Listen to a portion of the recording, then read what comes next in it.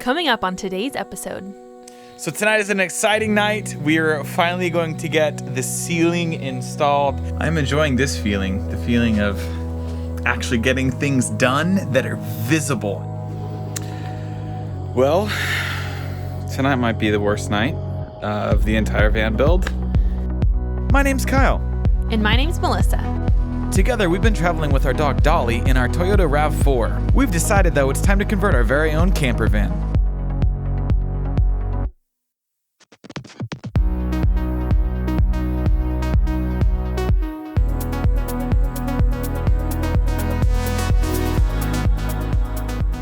So I figured out the plan of where I'm going to put the router for Starlink. Right down here on the battery compartment, we have this open area right here. So I've actually kind of debated maybe putting in a hinge right here to give us like access, and maybe put in like a box in this area that kind of separate from electrical, kind of be like a hidden storage type of thing.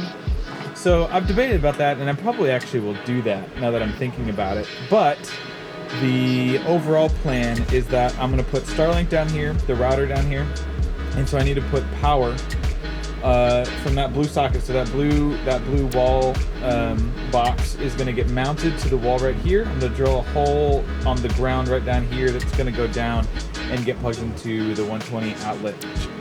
And so all I got to do is just use a hole saw, drill a little place for me to be able to pass through the 120 cable, and then also I'm going to put the Ethernet cable through that hole as well. I do need to put that outlet on a switch so that way we can turn it on and off whenever we don't want to use it. So I'm going to put it inside of the cabinet that the sink is going to go in. So I need to figure out where that's going to go as well, and how I'm going to pass the cables through to the sinks area, because there's a bunch of other stuff. All of our gauges and things are going to be on this wall in this cabinet right here. So like our gray water, our fresh water tank, our power, like a battery monitor is also going to be in this cabinet. So yeah, let's get to drilling some holes.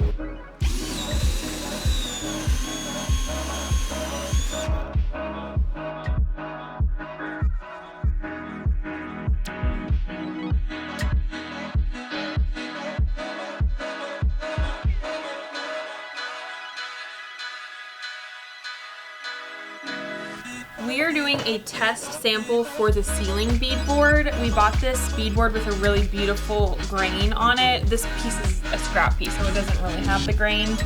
And we bought 2 different stain colors to test out. I've used this one before, dark walnut, and then it's really hard to tell based on these pictures what it's really gonna look like. Then this one is espresso. This one has the poly already in. So poly is the top coat that you'll do. So if we go with this one, we won't have to do the poly, and I'm kind of lazy, so I'm hoping we'll use that one. This one we'd have to add poly on top. So I just did the first test coat with it's the poly one? Yeah, I did the test coat with the poly shades in espresso, and it's this. I didn't wipe it off. Normally you would wipe it off. So we could do that. It's too late now. I waited too long. If I wanted to go darker though, I could do one more coat on top of this, and it would be, see how much darker it gets? Yeah, I don't think we want it that dark. Yeah, probably not. But it's really pretty. Ooh, yeah. Look, Maybe it actually does look kind of good. Yeah, I think so. Like 2 coats? Yeah. Okay, well, I'm gonna try the other one now. Ooh, that's really dark though. Okay, that's what this one looked like before I wiped it off. Oh, okay. So once I wipe it, it'll... Oh, I might like that better. Okay, now if I wipe it off... It's a little bit darker, but it kind of looks the same color-wise. Like it's not any more red. This one is a little more like goldish almost. And I think it's just more of the wood shining through.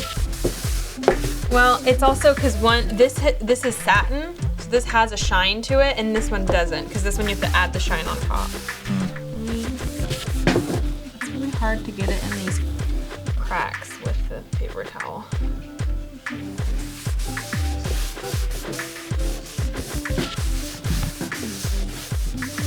Oh, it's like going on super uneven. Ooh, I do not like that. See how? Just use the other one. Yeah, I don't like this at all. Okay. Yeah, that's so dark too. Yeah, I'm not loving that. Okay. Poly it is. Well, we're gonna return this, so shh, don't tell those.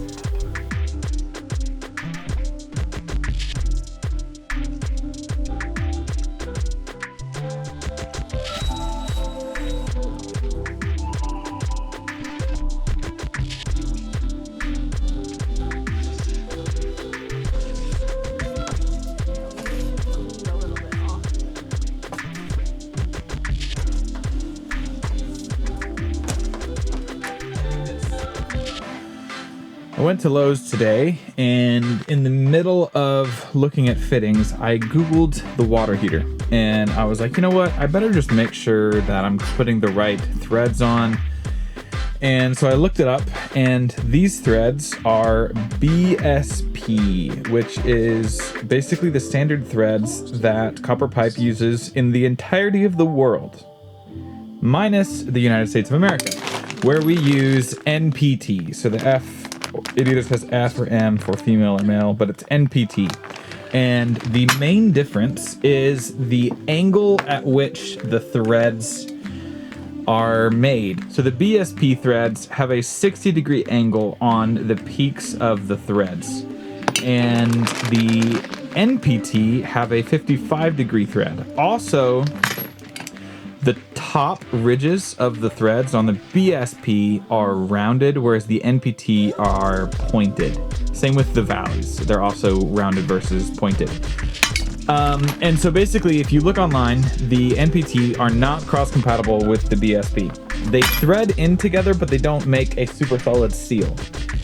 After finding that out, I was kind of looking on the internet, figuring out, okay, can I order BSP fittings? And while I can, they all get shipped from overseas, and so we're looking at multiple weeks shipping time, or well longer than I'm looking to wait. So I kind of explored the option of what would it look like if I just got hoses that attached onto these fittings, which that is a backup option if my plan doesn't work. So I saw on a thread that on a plumber's like forum thing, they were talking about this very issue of NPT on BSP threads and if it would work. So the consensus was that if you put a lot of thread tape on the threads, the joints or whatever, like where the BSP and the NPT touch, then you would have a good enough seal as long as you're not under super high pressures. Well, this is a pretty low pressure system. Like it's gonna be, I think 55 PSI is the max pressure that this pump will give. And so that is what this whole system has to be compatible with.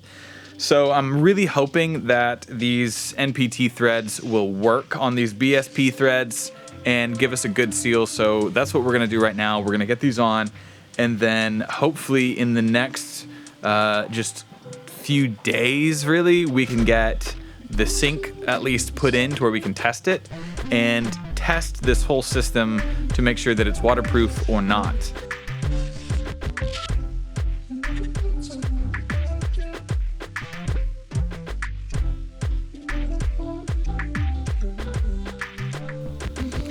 After kind of looking at things, I never can make up my mind what project to work on next. What I'm working on now is getting the wall, this panel right over here, getting this installed. And to do it, I was just kind of looking at the wall of where we'd previously put the studs and everything. And I think I need to take this out, as well as this one. And I'm not sure what to do about that far side yet, but I'm gonna just cut this piece of plywood right here. I'm gonna replace this stud with a piece of plywood that goes all the way across. And then this will give me an actual thing to attach to. So once this is in there, boom. It'll give me a surface to attach this to, and it'll also give me a flat target to aim for. So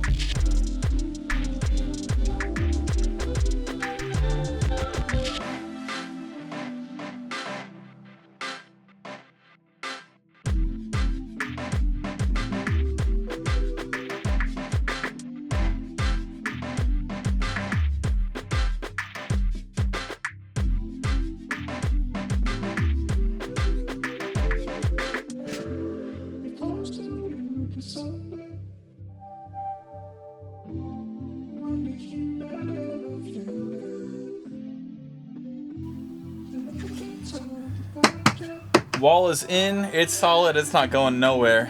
And just in time because the sun is starting to rise. So, these screws look hilarious because they're just completely random. I just was like, oh, there's a gap here, oh, there's a gap here, oh, this might help support it. So, I like it. I like it. Now I just have to do the same thing on that side.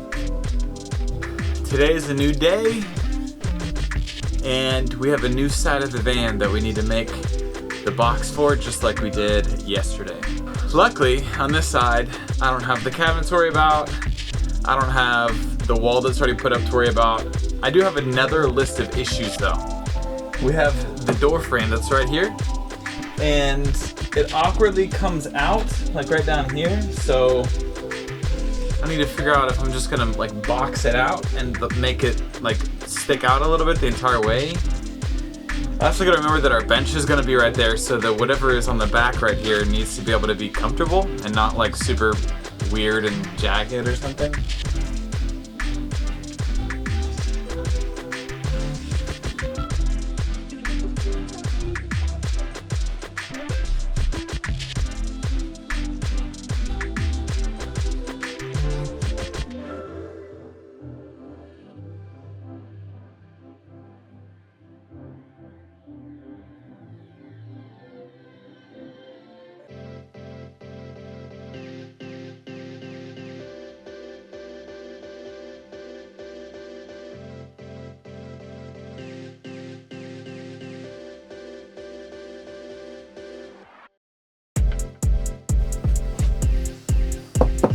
This side is complete. I'm gonna really quickly just redo this side. It won't take me very long. I'm not even gonna record it, but basically it's gonna look exactly like this does on this side. Before, you can see that lip right there. And after, no gaps at all. Look at that. Be way easier to attach the wall to that. I'm enjoying this feeling, the feeling of actually getting things done that are visible and not just like, oh, we continued running wires for the 90th hour. And just in time, as you can see, it's getting light outside. Another nice and beautiful morning. Before I stop for the night, I want to see what it's gonna be like when I lay down. So I'm gonna go get a piece of plywood and lay it down across these boards and just kind of get an idea of how much room I'm gonna have. Okay, if I put my heels in the corner, I can get almost 4 fingers in between my head and the wall, which is laying flat out, like fully stretched out. I normally lay on my side though. Let's see if I can do this without knocking these boards off. When I lay on my side, there's absolutely plenty of room between my head and the wall. Well, this is me signing off for the night, morning? I don't know. My time is so screwed up right now. So tonight we are going to try to get this first ceiling panel installed on the van. The back side of the van is a little bit curved on the roof, so I just made a stencil out of cardboard and about to trace it onto the board, and then we're gonna cut it out. So hopefully this thing is easy. Then we have to, the thing that's gonna be the hardest, I'm looking at the van over here, the thing that's gonna be the hardest about this is getting the cutout for the max air fan. Getting that properly positioned, because, I don't know, it's not gonna be super easy. So hopefully we can get it done.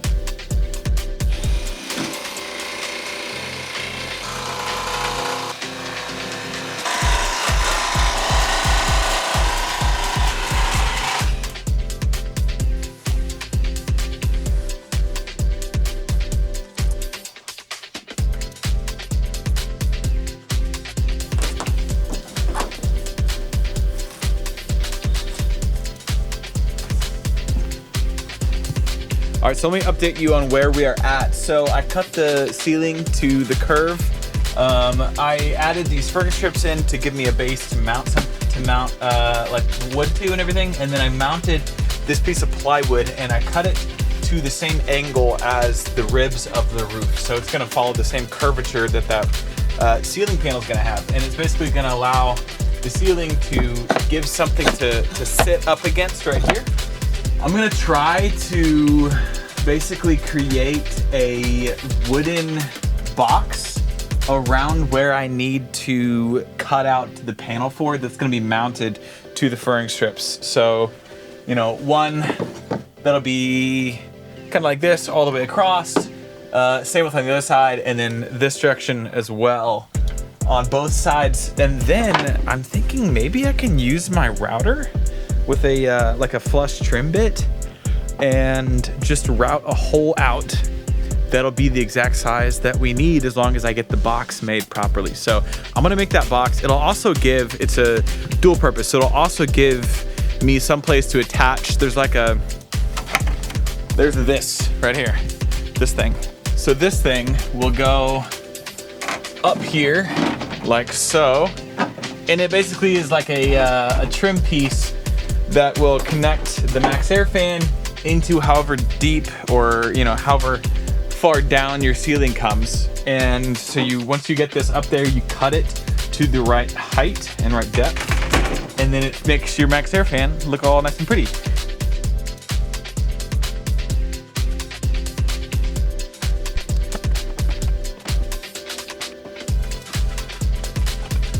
So now that I have the max air fan with the wood outlining where that trim ring is gonna go up and like supporting that, that's all figured out. All I'm gonna have to do is wait till Melissa is awake because she's asleep right now. It's currently, let's see, 4 a.m. And so she's awake right now, or asleep right now, sorry. And so I need to wait for her to come in here and help me get the wood panel up. In the meantime, I am going to put a facelift on this electrical box. So with all of the work that I've been doing, there's been a ton of dust and just general things that I don't want to get into the battery compartment. So I am going to put a front plate on the front of this and kind of box in the top, so that way the batteries are kind of like isolated a little bit better, or a little bit more protected, like something can't fall on them and, you know, short out the battery, start a fire, whatever.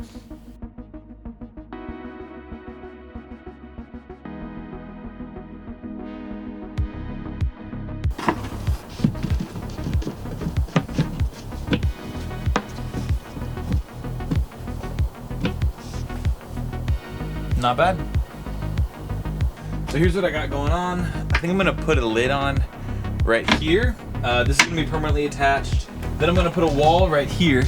In this open space right here will be open storage that we can put whatever our Starlink is gonna sit here, and it's just gonna it's just an easy way of separating it from the batteries, so that way nothing can get into these. And then I'll put another magnetized face right here, just like this one. That way we can have access to the batteries, to the solar isolator switch, fuses, anything like that. We can still get in here and at least diagnose what's wrong. We may have to take the lid off and stuff like that to actually get into it, but at least it'll be, you know, easily accessible to see what's could potentially be going wrong with anything if we ever need to diagnose anything in the future. The location that I'm going to put all of the water gauges as well as like our Bluetooth battery monitor is going to be under the is going to be underneath the cabinet on this wall right here. So I need to drill some holes, and so that way we can get these pieces in here. So basically you drill a hole. So the way that these work is you drill a hole, you fit it through, and then from the back side you would get this on, and it screws on all the way till it clamps on to wherever you need to attach it.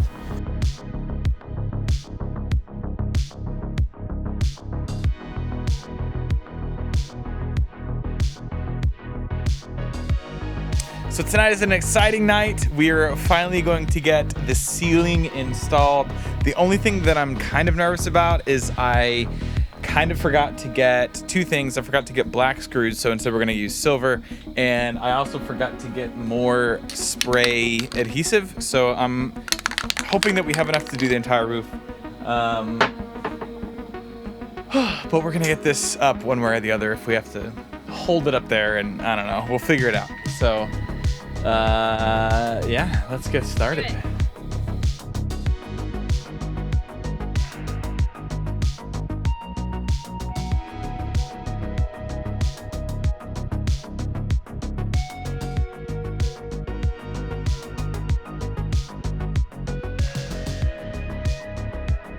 Are you ready for the hardest part of this whole thing?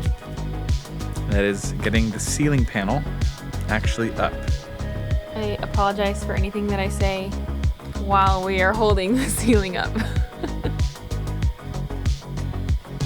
There we go. RIP my arms. My arms can't while my legs are halfway across. So up until this point, the build was going great, very smooth, all until it came crashing down. Well, tonight might be the worst night of the entire van build. So I was just taking a measurement of the roof up here and went to step down to go into the garage to cut a piece of wood. Stumbled, fell, landed directly on my knee. Consequently, I also fell into my camera tripod, and this is what it looks like. So here's my camera. Haven't even touched it yet, but I know the damage is bad. So that's the lens mount that you can see. The lens is here. Oh boy. Oh my gosh. Yeah, this isn't good. Oh my gosh. Wow.